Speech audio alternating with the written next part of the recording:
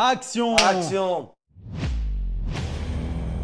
Pour soutenir la chaîne, pensez à vous abonner, liker et commenter. Merci. Bonjour, bonjour, on est de retour pour vous présenter une nouvelle petite montre. Hello à tous, on espère que vous allez bien. Aujourd'hui, on est là pour vous présenter une nouvelle petite montre française. Voilà, on continue dans la lignée des montres françaises, comme on l'avait dit depuis cet été. On essaye d'en faire un maximum. Alors, c'est pas facile de revenir chaque semaine avec une nouvelle montre. On fait notre possible, on essaye d'en dégoter à gauche à droite, on fait appel à des amis ou des choses comme ça. Mais voilà, on est content d'arriver à continuer à vous présenter des montres qui sont sympas en plus, parce que là, pour le coup, une Yema, c'est une marque quand même réputée en France et tout. Donc, c'est plutôt cool de pouvoir vous la présenter. On va faire un grand remerciement aussi à notre ami qui nous l'a prêté. Bon bah Yema, on va parler un petit peu de l'histoire de Yema. Vieille marque française déjà, vieille parce que contrairement aux marques qu'on vous a déjà présentées françaises, donc Charlie Paris, Begoff, Baltic, qui sont des jeunes marques en soi.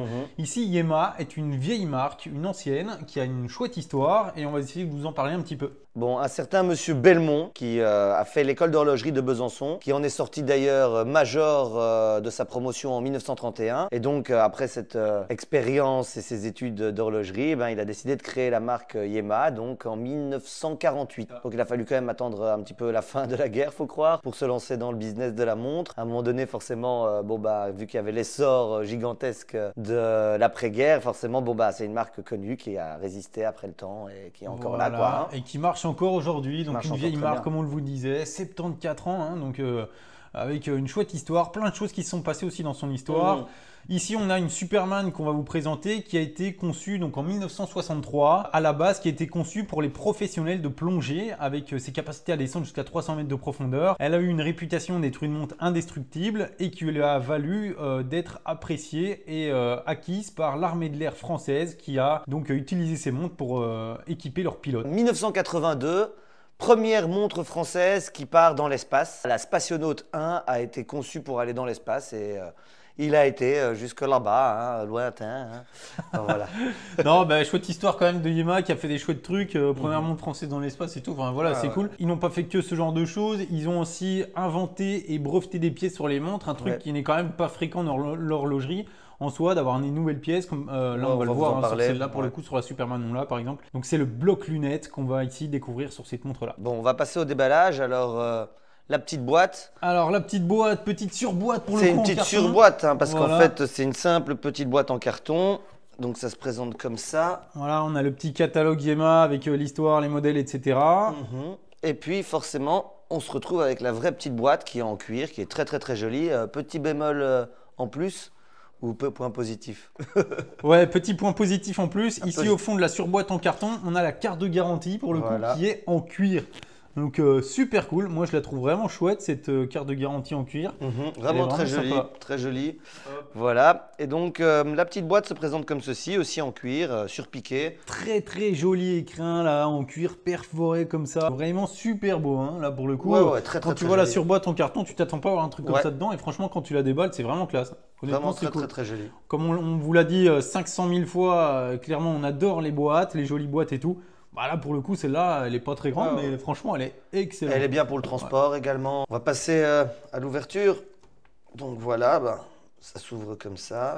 Voilà la petite qui se présente comme ceci. Voilà, la petite Yema Superman. Alors, on va la sortir. Alors, première vue, très jolie montre. Lunettes un petit peu rouge, bordeaux. Le fond noir, bracelet NATO. Vert avec une ligne jaune. Alors directement, ce qui nous saute aux yeux, c'est forcément avec le bracelet NATO, l'épaisseur de cet engin, on va dire. Alors ouais, effectivement, là, il y a une double couche de bracelet NATO qui passe en dessous du boîtier et ça fait quand même une sacrée épaisseur là pour le coup. Tu le vois pas quand tu la regardes de face parce que honnêtement, nous, ce qui nous a sauté aux yeux tout de suite, voilà, c'est une très jolie montre avec un mix de couleurs énorme parce qu'il y a beaucoup de couleurs qui s'entrechoquent, on va dire ça comme ça, avec effectivement la couleur du cadran, de la lunette, du bracelet, le boîtier en bronze, Et voilà, c'est très joli, super joli, nickel. Par contre, quand effectivement tu la tournes de profil, boum, là tu as un truc mastoc, tu as un autre monde. Et d'ailleurs, il faudrait peut-être prendre un pied à coulisse là pour essayer de la mesurer un peu. Faudrait peut-être prendre pied à coulisse. Vas-y, on va aller chercher pied à coulisse. Allez. La magie, Ah, c'est cool, Ok. Nicolas Houdini. Voilà, c'est exactement ça. On a On a 18 mm d'épaisseur. 18 mm. 18 mm d'épaisseur, c'est énorme. C'est plus épais que ma G-Shock. C'est clair. C'est plus épais que le G-Shock. Mais ça, c'est parce qu'il y a le bracelet NATO avec. Hein. Voilà, c'est exactement ça. On sait qu'il y a aussi des bracelets cuir qui sont fournis et proposés par la marque. Donc je dirais qu'avec un bracelet cuir, ça serait quand même plus fin au poignet. Pour moi qui ai un fin poignet, forcément, ça fait un peu trop épais. On va l'essayer tout à l'heure. On va essayer. Mais clairement, j'ai vu comme toi, le bracelet cuir sur le site Yema, il est super joli avec un peu perforé comme l'écran là. Il est très joli et je pense qu'il irait très bien sur cette montre, hein, clairement. Alors donc on disait boîtier en bronze. Alors la bronze forcément c'est très joli. Moi ça me plaît énormément. Surtout que la patine se fait après les années d'utilisation. Voilà, ça c'est important de le souligner parce que le boîtier en bronze effectivement c'est un truc qui est un petit peu à la mode en ce moment. C'est vrai que c'est très joli. Par contre ça reste pas comme ça tout le temps, hein. Ça a tendance à se patiner quand même assez fort avec le temps. Et on va pas garder la montre telle qu'elle sort de la boîte au début. Mais ça a ce charme un peu vintage qui se donne après le nombre d'années qu'on a porté sa montre. Ouais, exactement. Ça fait quand même ce petit effet. Plein de choses à dire sur cette montre. Donc le boîtier en bronze, donc 39 mm. Pour le coup 39 parce qu'elle peut être aussi achetée en 41 sur leur site. Un petit onglet, tu peux choisir 39 ou 41. Celle-ci elle est bien en 39 et pour le coup la montre en 39 elle est super. Hein. Ouais, voilà. 1449 € en neuve quand même. Ouais. 1449, ça commence à faire un sacré chiffre. Ouais. Pour la petite info, notre pote qui nous l'a prêté là, c'est cool d'ailleurs hein, d'avoir cette montre. À lui. Voilà. Là, ça nous permet d'éviter de présenter des montres neuves avec les plastiques et tout, c'est toujours aussi sympa. Lui, il l'a eu à un peu moins de 1000 €. C'est vrai qu'Yema fait pas mal de pubs sur les réseaux sociaux, les mails et tout, avec des réductions, etc. Là, pour le coup, il est passé de 1449 € neuve à du coup un prix de 900 et quelques. Ça fait quand même en dessous de 1000. Ouais, ça fait une grosse réduction, franchement. Ouais. Donc, on a ce verre double dôme en saphir, mais aussi cette lunette qui est en saphir avec ce bloc lunette. Mick, tu nous en parles un peu? En fait, le bloc lunette, on dévisse, donc toujours couronne vissée, hein, comme d'habitude, on dévisse la couronne. À partir du moment où la couronne est dévissée, là, on peut un petit peu la reculer et enfin tourner la lunette. Et là, tu peux bien placer en fait ta lunette pour tes moments de palier de décompression, lorsque tu fais de la plongée. Donc c'est une vraie plongeuse qui va jusqu'à 300 mètres, hein, 30 ATM, ce qui n'est pas négligeable aussi. Du coup, lunettes bidirectionnelles là Non, unidirectionnelles. Hein, ah ouais, c'est des gros crans. C'est des gros crans, mais c'est pas dérangeant du tout. Non, c'est même bien. On a un stop seconde pour la régler. Alors c'est vrai que le stop seconde, c'est une complication que beaucoup de gens apprécient. Alors honnêtement, perso, moi, je m'en fiche totalement qu'il y ait un stop seconde ou pas sur une montre, honnêtement. Mais c'est vrai qu'on a déjà remarqué qu'il y a beaucoup de gens qui aiment ça. Le fond de boîte, il est vissé forcément et il n'est pas transparent, hein, il est en acier. Très jolie gravure, hein, écrit France, Yema, 300 mètres de profondeur et une très jolie gravure. Très joli fond de boîte qu'on voit pas super bien à cause du bracelet NATO. Voilà. Là, on va essayer de le relever et de vous faire des gros plans. Pour le coup, par contre, le fond de boîte qui n'est pas de la même couleur que le boîtier. Alors moi, j'aurais bien aimé qu'il soit de la même couleur que le boîtier. J'aurais trouvé ça plus joli. Maintenant, peut-être qu'il y a des contraintes techniques qui font que ça doit être dans une autre matière. Hein, peut-être. Mais clairement, j'aurais trouvé ça plus joli qu'il soit dans la même couleur que le boîtier. Je comprends ce que tu veux dire. Moi, je l'aurais bien plus pris quand même en cuir. Parce que je trouve que le bracelet NATO, personnellement, on peut l'essayer, hein, on va vous montrer un petit peu parce qu'on a essayé vite fait. Alors il est joli hein, ce bracelet NATO, franchement honnêtement, il va très bien avec la montre et tout, super. Mais ça rajoute une tellement grosse épaisseur à la montre en fait que ça devient quasiment disgracieux finalement. Je la mets là et même rien qu'en la mettant, j'ai l'impression que sur le côté, donc, elle est vraiment très large ici, vraiment. J'ai deux petits trous ici que je pourrais mettre deux bics planqués là et les lancer comme Superman. C'est con parce qu'elle est jolie comme ça. Hein. Franchement, quand tu l'as sur la table, elle est déposée, c'est joli. Mais pour le coup, sur le poignet, ça va pas quoi. Je comprends pas pourquoi ils font pas des bracelets NATO avec une boucle d'un côté, une deuxième boucle d'un côté et beaucoup plus fin. Non, clairement. Alors autant elle est jolie comme ça avec ce bracelet là, autant au poignet ça va moins bien.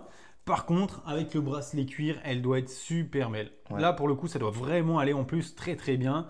Avec ce boîtier bronze là, cette lunette rouge, etc. Une chose importante dont on n'a pas parlé, donc les index et les aiguilles qui sont en Luminova. Donc là pour le coup ça éclaire très fort, hein, comme la Baltique. Comme la Baltique. Pour l'avoir vu dans le noir, ça éclaire vraiment très fort. Tu peux aller aux toilettes avec ta lampe torche, en fait c'est ta montre. Tout pareil comme la Baltique. Tu verras tout. Bon, j'exagère un peu, mais c'est très fort, il va très fort le Luminova. Et alors au niveau mouvement, Nico, tu sais me dire lequel c'est? Alors c'est un mouvement manufacture, c'est le Yema 2000. Alors, petit sujet à ce niveau-là, vous allez nous dire ce que vous en pensez en commentaire. C'est vrai que On voit écrit un peu partout, enfin un peu partout, voilà. Nous, on a déjà lu, hein, ça soit sur des groupes Facebook, des blogs, etc., que les Yéma, en fait, en gros, ils disaient mouvement manufacture, alors qu'en gros, c'était des Miyota un petit peu modifiés, des trucs comme ça. Franchement, on n'a pas essayé de démonter la montre pour savoir. Eux, sur leur site, ils annoncent bien un mouvement manufacture. Donc, nous, on va rester là-dessus, un mouvement manufacture. Et d'ailleurs, à ce sujet-là, on a lu sur leur site qu'ils ont dépensé 3 millions d'euros et 4 ans de travail pour réussir à sortir un mouvement manufacture qui était en 2009 d'ailleurs, qui était leur premier mouvement, le MBP 1000. Dites-nous ce que vous en pensez. Est-ce que c'est vraiment un pur mouvement manufacture de chez eux? Est-ce que c'est juste un espèce de Miyota modifié? Qu'est-ce que vous en pensez? En tout cas, eux sur leur site, ils spécifient bien mouvement manufacture. 42 heures de réserve de marche, chouette mouvement, stop seconde. Quand tu la remontes, c'est fluide. Les dates sont nickel. Les dates sont nickel. Rien à redire sur ce mouvement-là, honnêtement. Non, franchement, super belle montre. Bon, alors toi, Nico, on va revenir à la bonne vieille question. Dis-moi, toi, tu la porterais tous les jours? Ah, est-ce qu'on la porterait tous les jours? Bah écoute, moi, honnêtement, autant je la trouve super jolie posée comme ça, autant sur le poignet, ça passe pas, je trouve. Mais clairement, avec le bracelet en cuir, je peux la porter tous les jours sans aucun problème. Et toi, Mick? Bah, c'est un peu la même histoire, hein. Comme je viens de vous montrer avec le bracelet, ça fait un petit peu trop gros pour mon poignet. Donc au final, ce bracelet est problématique pour moi. Avec un bracelet en cuir également, comme toi, je pourrais la porter tous les jours, elle me plaît énormément. Voilà, donc quelqu'un de plus costaud, plus robuste, avec un poignet plus épais, je pense que ça donnerait nickel, hein. Mais voilà, pour moi, c'est un peu compliqué avec ce bracelet. Donc oui, je la porterai tous les jours, mais avec un bracelet autre. Bon alors du coup, avant de se quitter, comme d'habitude, quelle montre tu portes au poignet, Mick? Bah, moi, je porte une petite G-Shock bleue, ultra bleue, hyper flashy. C'est la GA 110 HC. Bon, bah, une bonne vieille Tool Watch. Bonne vieille G-Shock. Bien flag. Nickel. Ok, bon bah moi du coup c'est ma Beg Off MJ04, hein, je l'adore, voilà, on va vous la présenter très bientôt. Et bon du coup par contre cette fois-ci je me suis amusé à mettre un petit bracelet silicone vert qui va très bien avec le cadran là d'ailleurs. Ouais, je trouve et voilà, ça lui va très bien. Bah voilà, bah, on espère que ça vous a plu, on se revoit bien sûr la semaine prochaine. N'hésitez pas à nous dire en commentaire si ça vous a plu, qu'est-ce que vous pensez de cette Yéma, du bracelet comme on vous a dit et peut-être du mouvement si vous avez envie d'en parler un petit peu. Et on vous souhaite forcément une excellente journée, soirée ou matinée. Tout le meilleur et à très bientôt. Voilà, Ciao, allez, ciao. salut, semaine prochaine, salut. Ciao, ciao.